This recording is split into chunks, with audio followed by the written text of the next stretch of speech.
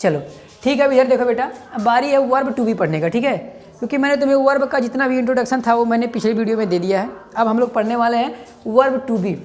ये इंग्लिश बोलने या फिर लिखने का पहला स्टेप है, पहला सीढ़ी है, ठीक है। अगर आप पहले सीढ़ी नहीं चढ़ पाएँ तो डेफिनेटली छत तक नहीं पहुँच पाएंगे। कहने का मतलब अगर आपको छत तक जाना है, बीच में से मैं 2 सीढ़ी आप चढ़ रहे हैं, मैं 2 सीढ़ी बीच में से गायब कर दूँ, छत तक पहुँच पाएंगे? अब कुछ लोग मान लो कहेंगे मैं जंप करके चला जाऊँगा, जंप करोगे तो नीचे चले जाओगे, ठीक है। तो जंप नहीं करना, आपको एक एक स्टेप बाय चलना है, ठीक है बेटा। तो वर्ब टू बी के जो हम लोग पढ़ने वाले हैं, देखो ऑलरेडी मैं यहाँ लिखा हूँ, खैर डेफिनेशन मैंने लिखा था लेकिन मिटा दिया हूँ, मैं फिर से यहाँ लिख दे रहा हूँ। देखो जो वर्ब टू बी का यूज होता है, क्या होता है, देखो इट शोज मतलब क्या होता है, दिखाता है, स्टेट आर एग्जिस्टेंस, क्या दिखाता है, एग्जिस्टेंस दिखाता है। कहने का मतलब देखो डेफिनेशन मैंने यहाँ लिखा, ब्रैकेट में बंद कर रहा हूँ बेटा, छोटा सा डेफिनेशन है। जो वर्ब टू बी का प्रयोग होता है, it shows state or existence, ये किसी भी नाउन या प्रोनाउन की या तो उसकी अवस्था दिखाता है या तो उसके होने या फिर ना होने को दिखाता है। स्टेट का मतलब होता है अवस्था, जैसे मनोदशा होता है, कोई कहता है मैं बहुत खुश हूँ, मैं बहुत उदास हूँ, मैं अमीर हूँ, मैं गरीब हूँ, ये सब क्या है, उसकी अवस्था या तो उसके होने को बताया जा रहा है। एग्जिस्टेंस का मतलब होता है बेटे कि कोई चीज़ होना, क्या, कोई चीज़ होना, इस दुनिया में जितनी चीज़ मौजूद है उसको तुम क्या कह के बताओगे। हिंदी में तो हम लोग कह देते हैं एक कलम है, ये तुम्हारा कलम है, ये मेरा बैग है, ये सुंदर बैग है, ये सस्ता बैग है, फटा हुआ बैग है, पुराना हुआ बैग है। हिंदी में तो वी कैन स्पीक, बट जब इंग्लिश बोलने की बात आएगी तो कैसे हम लोग बोलेंगे। तो पहली जो छोटी बात है हम लोग जो इंग्लिश में बोलना या लिखना है वो इसी के आधार पर होता है, ठीक है।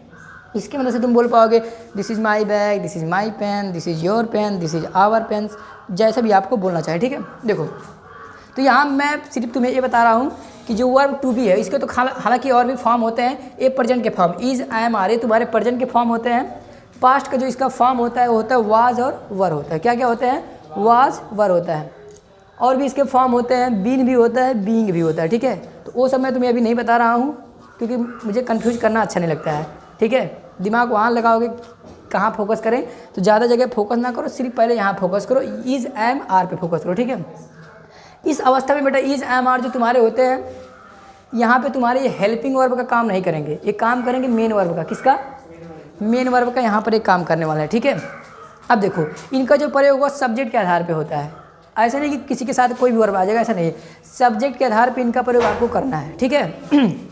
देखो जो सिंगुलर सब्जेक्ट है, सिंगुलर सब्जेक्ट मतलब एक ऐसा सब्जेक्ट जो एक ही आदमी हो या एक ही चीज़ हो या एक ही वस्तु, एक ही कुछ भी हो लेकिन एक हो, उसको बोलते हैं सिंगुलर। देखो इज का प्रयोग होगा सिंगुलर के लिए, यहाँ मैंने लिखा जितने सारे शब्द के लिए प्रयोग होगा, this, that, he, she, it, या तो किसी भी इंसान का नाम हो, सबके लिए क्या आएगा, इज आएगा, बस इतने ही के लिए इज आएगा और इज का प्रयोग किसी के साथ नहीं होगा।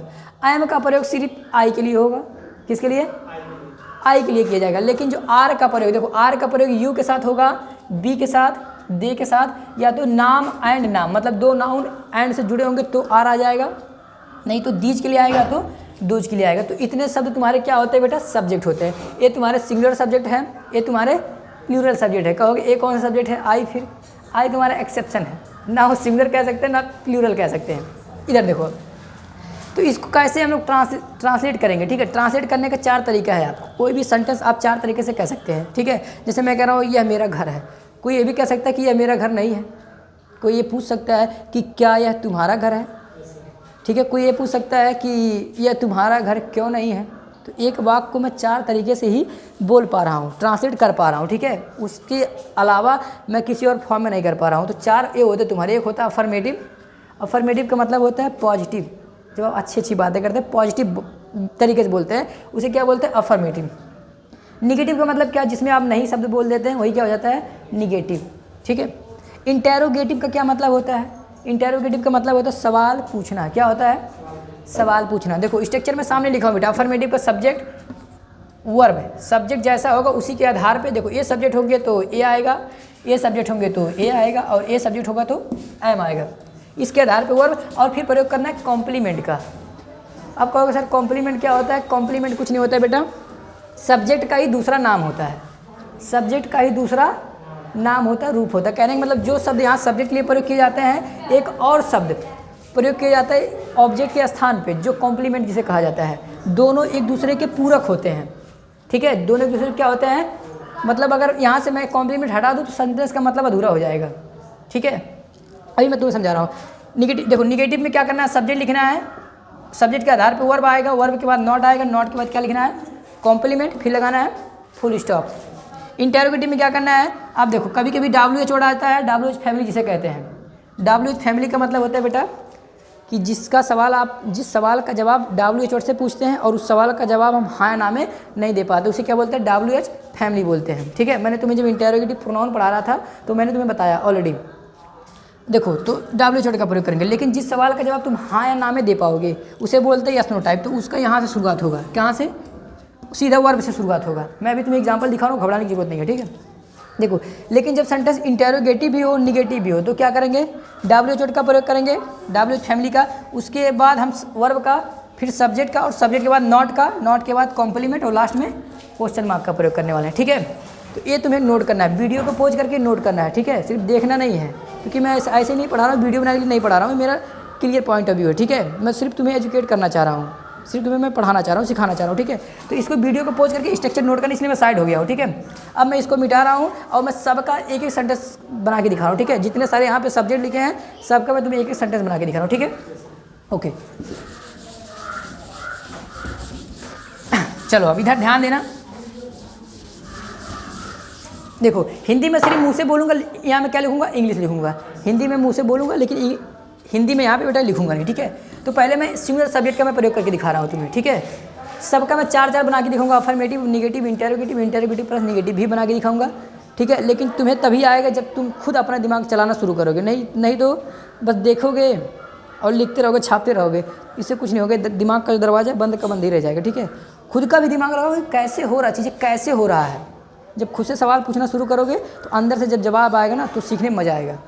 खुद से सवाल पूछा करो। देखो यहाँ पे जितने लिखे थे, मैं कह रहा हूँ this is a new pen, this is a new pen, यह नई पेन है। कौन सी कलम है, नई कलम है।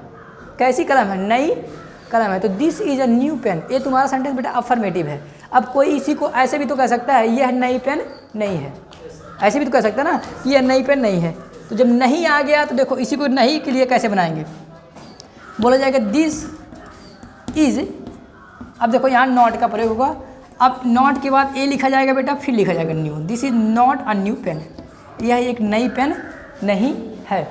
लेकिन इस कोई सवाल भी तो पूछ सकता है कि क्या यह नई पेन है, क्या यह नई पेन है। देखो जब क्या शब्द से सवाल पूछा जाता है बेटा, तो इसमें हमेशा हम वर्ब को पहले रखते हैं। क्या रखते हैं, देखो क्या से जब क्या शब्द सवाल पूछा जाता है, क्या से, देखो क्या का मतलब तो व्हाट होता है ना। जैसे क्या तब मन करता है व्हाट लगा ही दे, लेकिन नहीं, व्हाट नहीं लगाते हैं। देखो जब क्या से सवाल पूछा जाता है और क्या शब्द वाक्य के पहले आता है, तो इस सवाल का जवाब हम हाँ या ना में दे देते हैं। जैसे मैं पूछूं क्या तुम्हारा नाम साहिल है, अगर तुम्हारा नाम है तो बोलोगे यस, नहीं नाम है तो नो। क्या तुम यहाँ आते हो, अगर तुम आते हो तो बोलोगे यस, नहीं आते हो तो नो। क्या यह तुम्हारा पेन है, अगर तुम्हारा तो बोलोगे यस, नहीं है तो नो। तो क्या से मैं सवाल पूछ रहा हूँ और इसका जवाब तुम हाँ या ना बोल के दे सकते हो। मतलब ऐसा कह सकते हो गूंगों के लिए बनाएगा, गूंग जो डम होते गूंग, उनसे पूछो खाना खाओगे, अगर भूख लगा तो कहेंगे नहीं, भूख लगा तो मतलब गूंग भी इस सवाल का जवाब दे सकते हैं। ठीक है, उसी को बोलते हैं यस नो टाइप। तो वहाँ क्या भले हिंदी में आए, लेकिन हम व्हाट का प्रयोग वहाँ नहीं करेंगे। ठीक है, तो वहाँ पे फिर किसका प्रयोग करेंगे, जो वर्ब होगा उसी को ऐसे पकड़ेंगे ना, खींच के सबसे पहले लाएंगे। मैं दिखा रहा हूँ, देखो तो मैंने पूछा क्या यह न्यू पेन है, क्या यह एक नया कलम है। देखो यहाँ क्या के लिए बस हम वर्ब को पहले ला दो, लिखो इज़, अब इसके बाद बेटा सब्जेक्ट आएगा। So this a new pen, is this a new pen. अब लास्ट में लेकिन क्वेश्चन मार्क का प्रयोग करना होगा।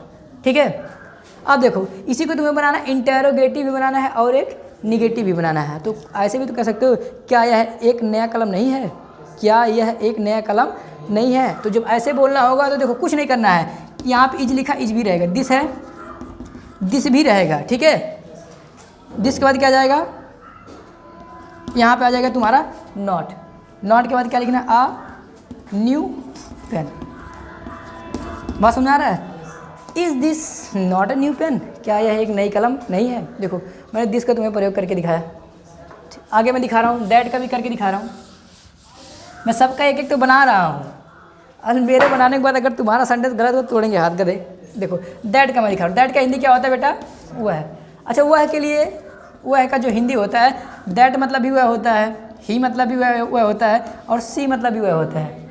डिफरेंट क्या है पता है?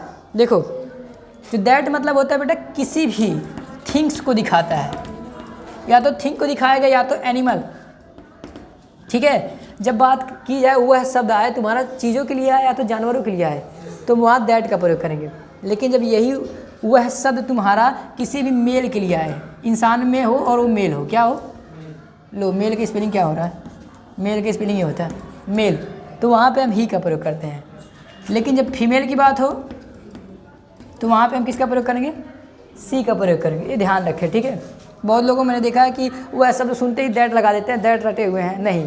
तो ये सेंस लगाना होता है कि दैट कब लगाए, जब जानवरों की बात हो या चीज़ों की बात हो तो दैट आएगा, मेल की बात हो तो ही, और फीमेल की बात हो तो सी आएगा, ठीक है।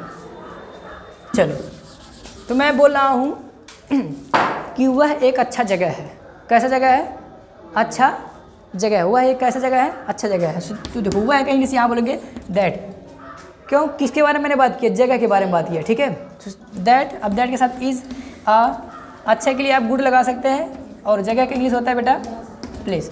That is a good place, वह एक अच्छा जगह है। अब कोई इसको ऐसा भी तो बोल सकता है कि वह एक अच्छा जगह नहीं है, तो नहीं मतलब निगेटिव। देखो दैट इज़, देखो इज़ के बाद क्या था, स्ट्रक्चर में अगर देखोगे तो नॉट लिखा होगा, so not a good place. Place मतलब स्थान। अब इसी को तुम सवाल भी पूछ सकते हो कि क्या वह अच्छा जगह है, पूछ सकते कि नहीं पूछ सकते हो। तो जैसे तुमने सवाल पूछा तो देखो क्या शब्द से पूछा ना, तो क्या के लिए यहाँ व्हाट का प्रयोग नहीं होगा, क्योंकि ऐसे मैं पूछ रहा हूँ क्या वह अच्छा जगह है। तो जब तुम सवाल सुनोगे, इस सवाल का जवाब तुम हाँ या ना में दे सकते हो या नहीं, दे सकते हो ना। अगर जगह अच्छा है तो बोलोगे यस, अगर जगह अच्छा नहीं है तो बोलोगे नो, लेकिन और कुछ कहने की ज़रूरत नहीं है। तो इसलिए इज बेटा पहले आ जाएगा, तो इज आ जाएगा, उसके बाद लिखा जाएगा that. Is that a good place, good place, बस में आ रहा है। लेकिन यहाँ पे क्वेश्चन मार्क का प्रयोग होगा, ठीक है। इसको इंटेरोगेटिव एंड निगेटिव बनाना है तो कैसे करेंगे, तो देखो मैं बोल रहा हूँ क्या वह अच्छा जगह नहीं है, क्या वह अच्छा जगह नहीं है। तो देखो is that not a good place, ठीक है। देखो ये बहुत ही मतलब इजी है बेटा, ठीक है। लेकिन कोई देखो कोई टॉपिक ना तो इजी होता है ना ही डिफ़िकल्ट होता है। It's all about your understanding, how you take that thing, it's depend on your thought. तुम्हारे सोच के ऊपर डिपेंड करता है कि कैसे तुम चीज़ों को लेते हो। अगर इजी वे में लोगे तो इजी लगेगा, डिफ़िकल्ट वे में लोगे अरे बाप रे ये क्या पढ़ रहा हूँ मैं, क्या है, तो चीज़ें समझ में नहीं आने वाली, ठीक है। ये मैंने तुम्हें सिंगुलर का कुछ यूज़ दिखाया, अब मैं एम का दिखा रहा हूँ और आर का भी एक दो बना के दिखा रहा हूँ, ठीक है। अब बाकी तुम्हें खुद प्रैक्टिस करना है, ठीक है। अब मैं सबका सिर्फ एक एक बना के दिखा रहा हूँ, बाकी तुम्हें खुद बनाना है, ठीक है बेटा। अफर्मेटिव में सबका एक एक बना दे रहा हूँ, सभी सब्जेक्ट का। बच गया हमारा ही, बच गया। देखो ही मतलब किसके लिए, व्यक्ति के लिए। मैं कह रहा हूँ वो है मेरा दोस्त है, क्या है, तो आदमी है ना, ठीक है। तो जब मेल है तो he is my friend, he is my, वह मेरा दोस्त है। अगर कोई लड़की होती उसको मैं कह रहा हूँ कि वह मेरी दोस्त है, वह मेरी दोस्त, लेकिन वो है बेटा लड़की है, तो यहाँ मैं क्या प्रयोग करूँगा, सी इज़ माई फ्रेंड। बस समझ में आ रहा है, नोट करना है, ऐसे नहीं, इस सभी चीज़ों को नोट करना है अच्छे से। देखो तो इधर में लगभग हो गया, एक नाम का मैं बना दे रहा हूँ, ठीक है।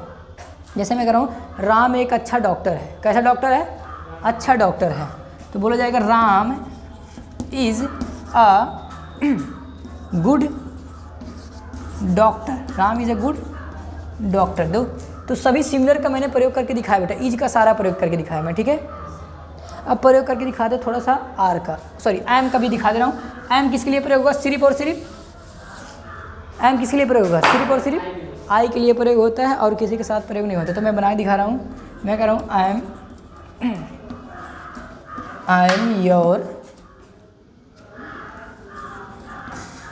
गुड फ्रेंड, मैं तुम्हारा अच्छा दोस्त हूँ, I am your good friend, I am your good friend. अब इसका प्रयोग करके बेटा जितना मर्जी हज़ारों लाखों करोड़ों अरबों सेंटेंस तुम बनाओ, जितना तुम प्रैक्टिस करोगे उतना ज़्यादा निखरोगे, ठीक है।